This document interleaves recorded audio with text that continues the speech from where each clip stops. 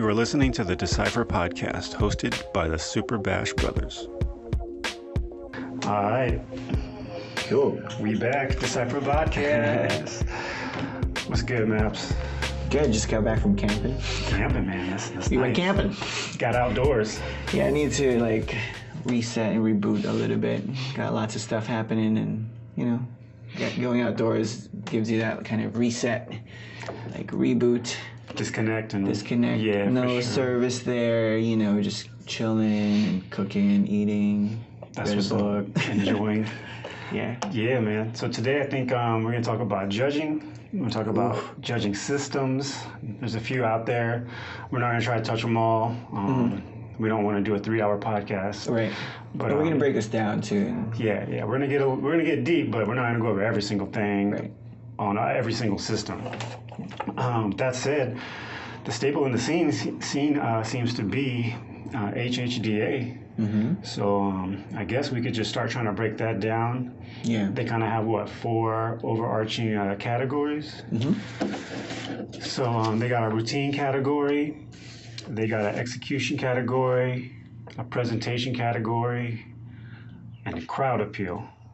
So within those, there's sub things that somebody could give feedback on in terms of it needs improvement. I guess they mastered it, or it's checked, like you did it. Yeah. And for a while though, it was opposite. Okay. The score, the legends were opposite. It was plus, I think. In terms of the symbol. Yeah, the symbol. I forget what it was, but when I looked at it, I couldn't. Whenever I would judge at these competitions, it would confuse me because the plus was. I'm not really sure. I think the plus was completed and check was something or circle. I'm not really sure. Yeah. That's right. They got a check means needs improvement, and a 0 means skill was completed, and a plus meant it was a mastered skill. So putting a plus, I guess, is weird. I guess a check's weird when it needs improvement. To me, a check's yes, you got it should be opposite. Yeah. So I switched it with our scoring because whenever I judge, I would get so confused because to me, completed is a check. Like you just completed it. Yeah. So that was confusing for a little bit. As a judge. Yeah. And then also if you got your score sheet back, you'd have to what was that again? It wasn't. It didn't connect. As far as my brain, it didn't connect easily. Naturally. Yeah.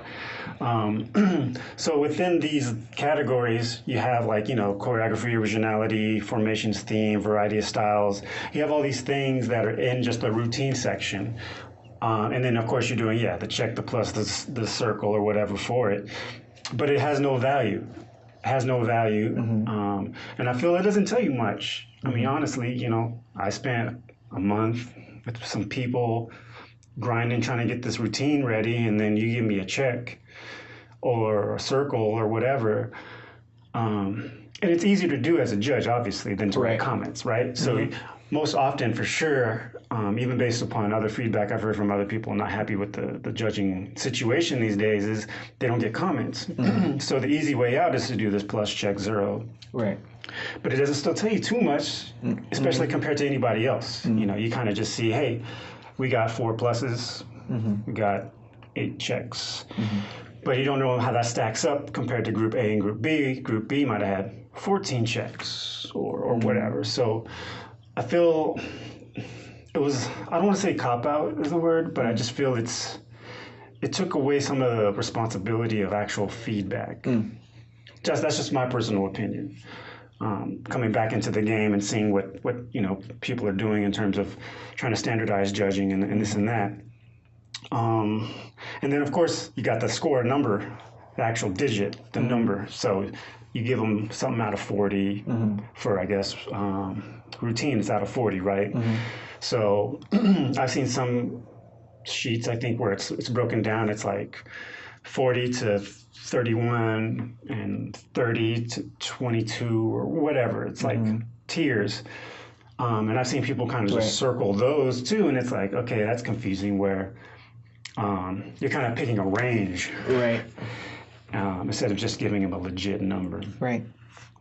And from that point, when you circle that range that you were talking about, so there would be like 4 maybe from 0 to 10 and 10, 11 to 20 and 21, whatever number it is. And then from that point, you're supposed to write another number down in that range.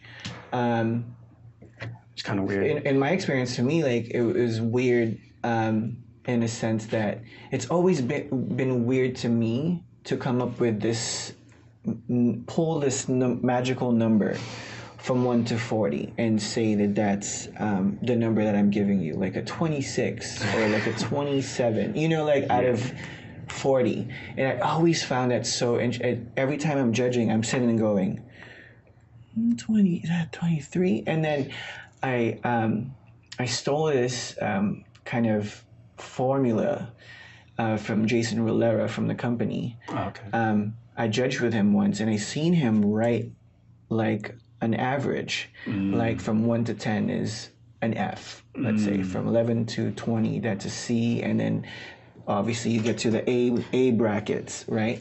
And that's how that's in his brain, that's how he's like scoring. Oh, that's an 18, or that's a B plus, or a C minus. Depending upon the in range. his brain, that's what he was. For a long time, I was just coming up with. I was going from my brain when I was judging was from 40 down. So if you were really good, almost perfect or perfect, you'd get a 40, 1 out of 40. And then I'll work my way down. But I started using what Jason was doing, and I think Anas Rao was as well. But it's not standard thing of method of doing. Yeah. It was just something that we picked up on as a judge that helped us come up with that number. You kind of adapted your judging to that. So to me, it's always been weird to come up with that magical number. And going back to what you were saying, that I think these subcategories in, let's say, execution, there's other competitions that don't have that. It's just the number, or are you talking about the subs? The subcategories. They just have a number. They would just have routine, and then you write your number down, and it's very almost. And then there's a lot of space to write comments on. Okay. Like WAD, I've done that with WAD. WAD's very bare bones in a sense, so you can write more comments. But when we do get our judges' deliberation, they'll explain what those categories are and what we should be looking for in those main categories. Yeah, because you don't have the subs to kind of guide you. Right. I do think, though, that even this plus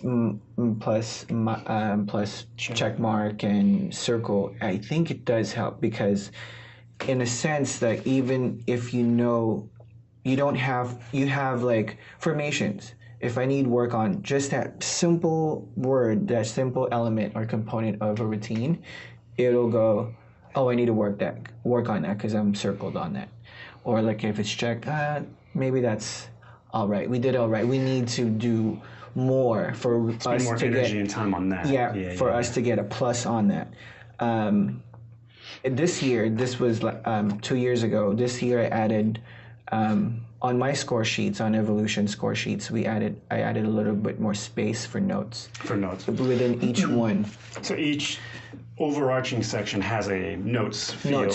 Notes section. So you can write a little bit about like, oh, stop doing the shopping cart transition. You can actually put that on there. Because I realized that was important for me when I was judging at World of Dance recently.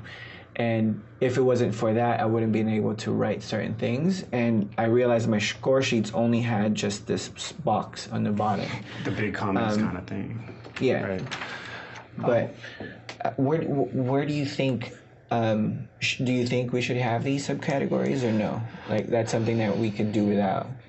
It's kind of tough to say. I have like a whole different take in general in the judging thing, but I think we're going to save that for probably the next episode after this. I think it's great information. I just think if you're going to spend the judges' attention. I call things time, like attention dollars, attention time, like advertising. You know, when you're watching something, they're paying for your time, right? Right. So the judges only have a certain amount of time to get this done before the next group. Right. So if they got a limited time and you're going to make them do all these boxes, it's got to mean something more than a check to me, a circle to me. It can't be just that. I mean, comments are the best, but you can't quantify a comment. Right. You can't say that comment, man, that's like 30 points. So I feel like the subcategories help, or they could help, but they have no real value. And I think Right now it doesn't. yeah, and I think that's something you kind of behind the scenes off podcasts, you've mentioned to me that you want to metrics, or you want to give those things metrics in a sense. And to me, if that was the case, then I think the subcategories make complete sense. Yeah. But to use these subcategories as leverage of saying like this is feedback to make you better, I don't see it. I don't see it unless you give them numbers, you give them value. You know, choreography, that gives you 10 points out of the 40, or that gives you 20 points out of the 40. And then, you know, flow, you can get up to 5. Once you start doing that, then I think it holds more value, it holds more weight than just checking it off and spending the judges' time doing all these boxes. They're making you know, Little decisions, choices every chance. And decision fatigue is real. You know, like Steve Jobs wore black turtlenecks and jeans every day because Barack Obama. he did not want to think about what to wear. He has so many other choices he has to think. And I think judges, especially who have done this for a long time, like you and other people, you get fatigue, you get decision fatigue, and surprise y'all don't come out like Zuckerberg wearing white tee and jeans or something. You know what I mean? But it's like, you can't, it has to have value. Right. You're taking time from the judges, writing comments, really thinking about a number, something that's tangible, at least to them or to the score, and I feel you're taking it away. Right. So that's kind of my spiel on the whole subcategories. What about you? Because also, I want to throw this in there. You've modified the HHDA scoring system for Evolution. Yeah. Which it's a big move, you know. HHDA is kind of like everywhere, and you kind of took it and made it your own. See, I didn't even realize after, you know, doing it and, you know, having some conversations with Anna and like watching the video that she kind of put out, and I didn't even realize that maybe I should have checked with HHDA. Because I mean, I like the effort of HHDA. I like the idea behind it, and I hope it does something for the community.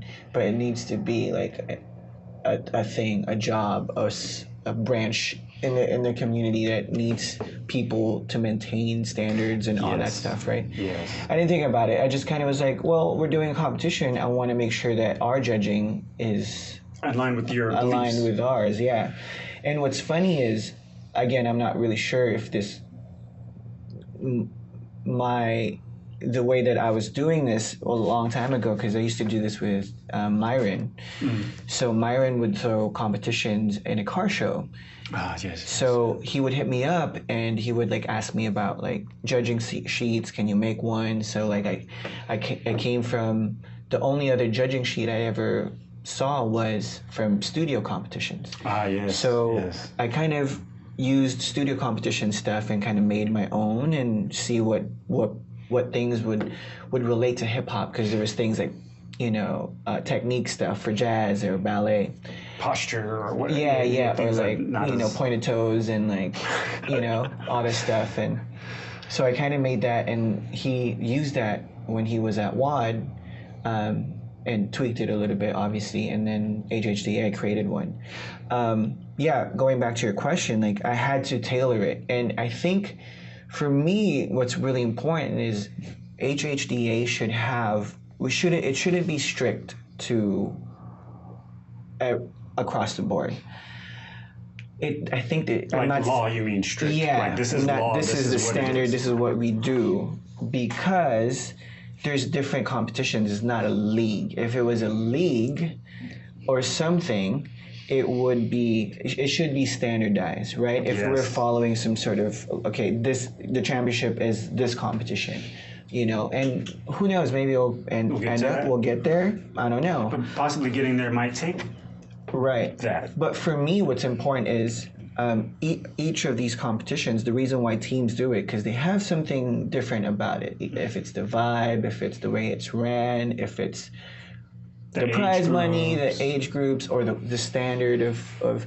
But I'm a big proponent of people being original and try to create their own lane, right? So with us, this is what's important to us, and listening to what the Bay standard is. For example, I changed one and I put it under the category execution and put casting efficiency. And at first, people were, what is that? What the fuck is casting efficiency? I don't know what that is. But maybe before, back in the day when there's 10, 12 people in the crew, you don't need to cast. But now there's 30, 40 people on stage. Each crew. And I think you could just cut that down to even a third. Right. Only 10 people rock on stage instead of this big crew. And I'm not talking about the intros and the closing sets, just in general. So I added stuff like that. I removed the crowd appeal because it was so weird to me, because am I listening for the crowd and I'm going off of how they're responding to it? And sometimes do I trust the crowd even to know exactly what they're watching? Because sometimes it's just a simple musical cue that in the music that builds up, and then they hit something all together on that beat, and the crowd goes, "Wah!" And it couldn't automatically gives them a 10 or a 5. Or yeah, and I'm like, that's not even that dope sometimes. It was just on beat, and people it's a musical cue, or your brain connects to the move and the music, and everything falls together, and it's like, okay, go. But then you miss some of the groups that don't do these blow-ups, and so I'm sitting there going, wait, no, I shouldn't give them 5 because that wasn't that cool to me as a judge, Well, so, it's taking your power as a judge. Yeah. You're basically saying this little segment of my score is not even about me. Right. It's about these people that paid for tickets. Right. And I can see how that's weird. And then, sometimes it's in this deliberation, we'd be like, oh, crowd appeal is just kind of like the bonus thing. You'd give them, that's their bonus. You give them 5 or 4. It was kind of like this weird, unspoken extra credit kind of. Yeah, extra credit. It's I think that everything should be. If we're going off of metric and numbers, I think everything should be set. It's skill based. Yeah, and there shouldn't be gray area if we're going in the metrics type thing, and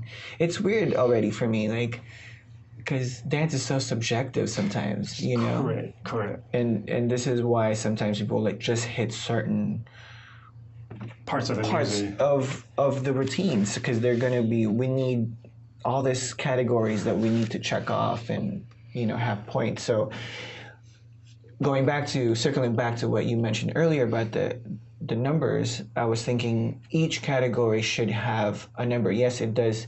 Every time a judge have to look away from the routine and write down a note or a score, you're losing your attention, like what you're saying. You're taking attention away from the judge, because we're writing down stuff down. So sometimes I'm writing a note and I hear "Rah!" and I look up and I'm like, oh damn, I missed that, because I can't look and write. Sometimes I'll write and my penmanship would be horrible, but I'm giving you notes because I don't want to keep my eyes off of the routine. So I don't know if we're going to touch on this later, but to me, if we're going off numbers for right now, every subcategory should have a weight on it. So then you don't have to pull this imaginary number of 27 or 28, from your head. It should be able to, you hit that, and if you hit all of that, you should get this X number, right? Yes. But that's still taking away attention. To me, if there is any way, or if there is some sort of someone that can create this, to me it'd be if I was watching something, I should have this device like a knob. Yeah, TV style. I don't know if it's TV That's style. how they do it for TV. Yeah, maybe if you have any background, you can like elaborate on that. But for me, like if I can watch it, and I have a reset center, and if I like it, I keep it up to 10, right? I'm just at 10 if you're keeping my attention. If I don't like it, I drop it down to 7. And whatever it is, it's a dial, so I'm imagining it would be a dial, and you're just turning the dial as you like it. So there would be peaks and values in the graph or something, and the computer would like average it out afterwards based on maybe the peaks and values, and then somehow you can line that shit up on video, and the teams can see. So if, let's say the graph, you can overlay it on the routine, and you can live see it. So if you're killing it, your line should be at the top. If your transition sucked, then I'll drop it, and like this piece was not it for me, and it stays down. Mix. Yeah, but now you need feedback. So then maybe he's talking. He's got a mic or something. He's got a mic or something, and just doing this. He's not taking his eyes off. Taking his eyes off. He's just, or her, or whatever, is just moving this knob. To me, that would be That'd be ideal. the ultimate. That'd be the ultimate. And I feel eventually, as technology keeps advancing, we'll get to that. I can't remember which casino it is in Vegas, if it's MGM or if it's Planet Hollywood, but there is a section near the end of it, it's by like a big pool area. That's all I can remember. Anyhow, you can sign up for these like ratings. So they screen pilots of shows or movies. They screen these things. So you'll see a line of like 20 people, and then they're waiting to go in, and they'll watch the new, the new Magnum PI, right? So they're redoing Magnum PI. So they'll have these 20 people come in, and they have a knob, just like you said, and then they're doing that. Yeah. And so they're watching the show, they're moving the knob, how they like it, dislike it, but they're moving the knob. And then that shows them if it's worth putting more money past that first pilot. So obviously this is from big entertainment companies, so they got the dough, the budget, the engineers to do all that. And I think later technology can do that. You and I have kind of talked before about like programmable MIDI controllers and stuff like that. Like we could probably get there later, but obviously that to me is the gold standard. Right. And so if we can have that, how do we get close to that, right? Yeah. What do we do now in the meanwhile? Yes, yeah. But you're dead on, because that's what production uses. That's what MGM or Planet Hollywood or whatever, they use that, and they literally stand on the strip and ask, hey, do you like TV? And you're like, yeah. And they're like, hey, you want to come over here? Come over here for like 30 minutes. We're going to show you the new King Kong movie.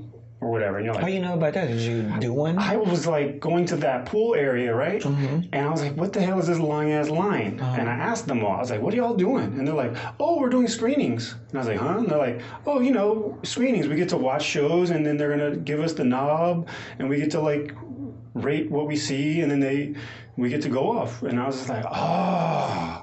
That's how, because I wondered where they find the people, right? Like, how do you find people to give you this information and control the environment? You don't want to give somebody a DVD and go home and then they put it on the internet. Or, you know what I mean? So that's how I found that out, because I just was like, why are these people standing in line next to the dope pool area? Like, you should be outside getting wet, right? So people get paid to do it? I didn't ask. They probably do.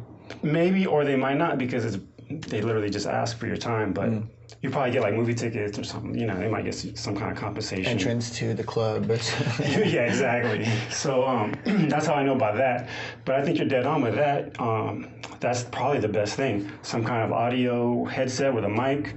They can hear everything clearly. They can speak, and then they got a knob to tell you what's going on inside them, right? Yeah, it's constant. It's constantly telling you it's at a 5, it's moving up to a 12, it's moving down to a 6. So I'm with you on that. Going back to the HHDA thing, I agree with you that it should be some kind of committee, or it needs to be more than just the Illuminati. Like, it's this thing. No one knows who's in it. No one knows what they do. And to touch on what you mentioned with that video with J. Kristen Sorrell, shout out, love y'all. Yeah. But she was saying this was made a long time ago, And like any competition, you have to Change it. look Modify. and update and make it better. NFL changes the rules every year. NBA changes them probably every 2 years. Yep. MMA finally changed them. It took them 12 years, but it's a bad thing because people are getting hurt. So you have to modify. And so this Illuminati of HHDA, it's like, cool, y'all got together and made some decisions 10 years ago. Yeah. Dance has changed. Change a lot. Dance has changed. And I know this, and I'm not even around as much, but I feel there has to be some kind of ownership and responsibility of this Illuminati, air quotes, HHDA. Yeah. If you want to be the ones setting the standards, you want to be the ones preserving the culture, then you need to stay with the culture, not just timestamp it like, we did this, it's been around since X. Yeah, cool, but... What do you think would take to get that into motion or something like that? Really, some dedicated, passionate veterans in the game that wants to put the time in and like. What's funny to me now is I think there's more people to do it than ever because I'm not saying add me, but people who care about the scene, but I don't have to worry about my group, right? Mm-hmm. So I can give more energy into HHDA. Mm-hmm. Who else would be like, I just threw myself in there as like an example, but someone who like cares about the scene might not have a group, follows the scene, keeps tabs on the scene, but I don't think this should be all of them. It should be, of course, some people that are running and have groups and all that are current, but I think you have more of those people now than ever that care about the scene. Arnell, yeah, he doesn't have a group really. He's in Kinjas, but he doeses have like a group, so he can give energy into HHDA. Do they volunteer? Do we appoint someone? Right?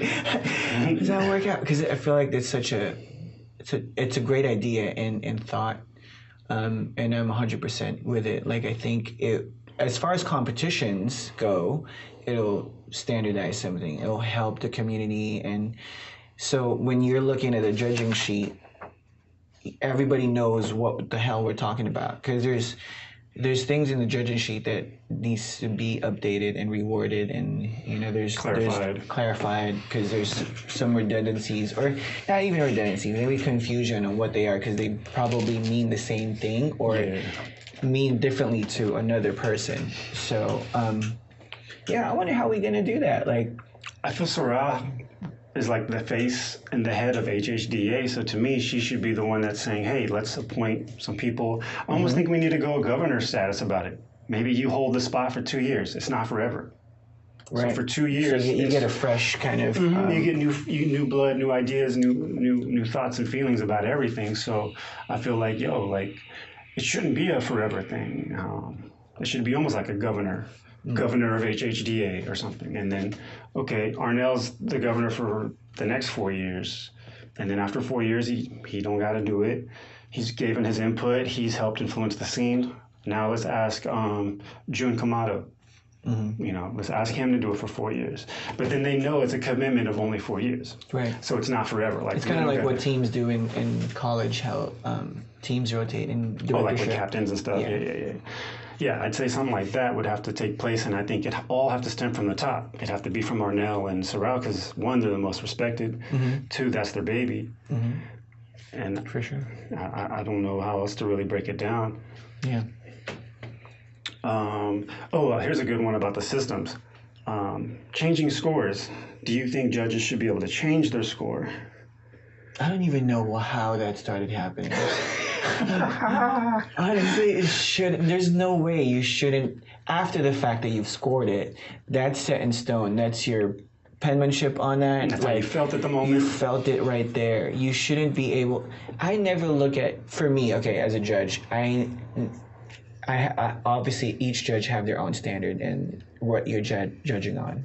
And for me, I always come in there with a high standard, but I do my research on what competition it is and who's going to be in it. Sometimes I might come in there with some like, if I know the teams and the lineup, I might come in there with like expectations because you can't not do that, but I'm still open-minded when I come in there. But once you've wrote it down, that's it. You can't say like, oh, I changed my score now, because you should be just watching it based on the performance that you're currently watching, not what you're going to expect to see from another group, even if you know the last group is first place and the best group on the lineup. Like I never do that. Like I won't give room, like I won't score low because I know it's going to get better. The teams are going to get better, so I'm going to keep it here. So if they deserve a 40 out of 40, yeah. boom, you're a 40 out of 40. Even if you're just an up and coming team or something. But yeah, that's weird to me. Yeah, it's weird when I feel I've heard this. I think it was Jay mentioned this to me too at your show. But it's like people, after they've seen everyone, then they're like, oh, I can finally formulate how I feel. And it's like, well, you can't really do that either. Like, you can't watch the whole show and then say, okay, now I think this guy is that. I think this guy is that. This team is this number. Like, it's like you said, it's subjective. So how you felt at that moment, it's not about, how you felt after seeing 40 teams and now I can put them all in an order. Like, no, just how'd you feel? If we went to an art gallery and I said, look at this painting, what do you think? Tell me how you feel. I go to the next one, just tell me how you feel. Like, I don't need you to say if it's better than the last one, right? Because you're not going to go, I think I'd like that less because I've seen that. Yeah. I mean, you might have preference, but you're like, okay, I appreciate that art. And, yeah, exactly. So it's really weird that people are into kind of revising their scores or whatever. I can see if it's a comment. Like, I didn't get to give them enough feedback writing comments, I can kind of... I think that's coming from producers. Oh. Yeah. Producers and promoters of the show. And promoters of the show. In some cases, maybe. And that could be very controversial that I'm saying that. But I think it might be coming for some producers because they want a certain team to place because they're coming from a different place, out of town or out of country or something like that, but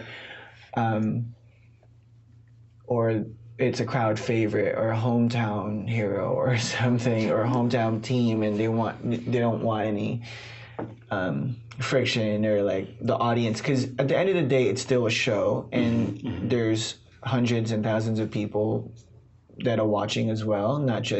It's not just a team judge interaction, because there's that middle in the middle of all of it that paid however much money they paid to watch the show and support their team. So I think it comes back to that sometimes in some cases, but very interesting. Yeah, I think the last thing we can kind of talk about in terms of the judging in the system would be the having a judge everything. So what if J. Chris only had to judge choreography or routine, and Sorrel only had to do execution? Do you think that would make it better overall, or do you think that would be a waste of money? And you can speak to this just in terms of promotion. You're paying to get these people out here. You want them to do everything you can, right? Get the most out of them in a sense. So would it be weird to say, hey, Sorrel, you're coming to judge, but I only want you to judge execution, and Alan Frias, I only want you to worry about presentation, how it looks. And so do you think that's something that should be experimented on? Do you think it's just a bogus idea? I think it's a great idea, right? Yeah. I think we touched on that in the last episode. Kind of, yeah. But it's in regards to styles, freestyle. But in execution, I'm just trying to think how that would even work. Like, you got less to have to check, so you get more attention to watch and really take it in. You probably have more time to write really good comments, but I think the only time it might get in the gray area is like what qualifies that person to judge that thing. True. Right?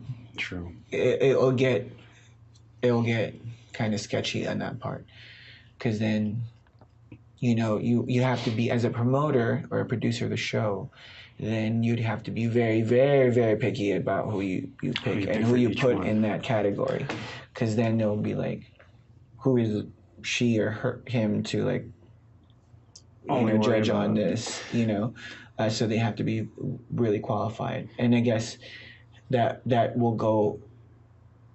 That we can touch on another episode, but the requirements of each judge and what definitely.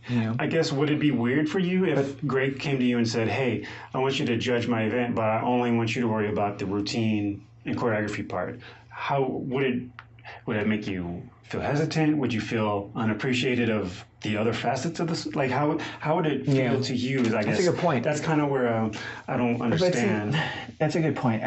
I like that you brought it up but for me though, I am such an open kind of person. I'm open to the experience and I'm open to what process you want to throw at me, and I'll work with it. So as a judge, I'll do it and see how it is for me. See how it is. I won't be like, why can't I judge this other team? Yeah. But there's some people that. Yeah, there might be some because there's always the other side, right? But I'm the kind of judge that would be open to that. Okay. And I think it's great because then I just worry about this particular one. And I'll just focus my mind on this as opposed to looking at all these categories. 30 things. Yeah. I'm open to it. But I can see some resistance on other judges. Egos and experience and all that. Or they'd be like, "Why? I want to judge this." It's I think I'm better at this, though. It's like right. Cool, man. Yeah, I think we'll wrap this up. Yep. Great episode. Thank y'all for listening. This was about judging and the judging systems, mostly in the choreography, urban dance realm. But we signing off, yo. Super Bash Brothers, Decipher Podcast. Peace. Thank you for listening to the Decipher Podcast. Show your support by passing this episode along on your social media. If there are any topics you would like us to discuss on future episodes or feedback on this episode, please leave us a comment or message. Peace, positivity, and prosperity.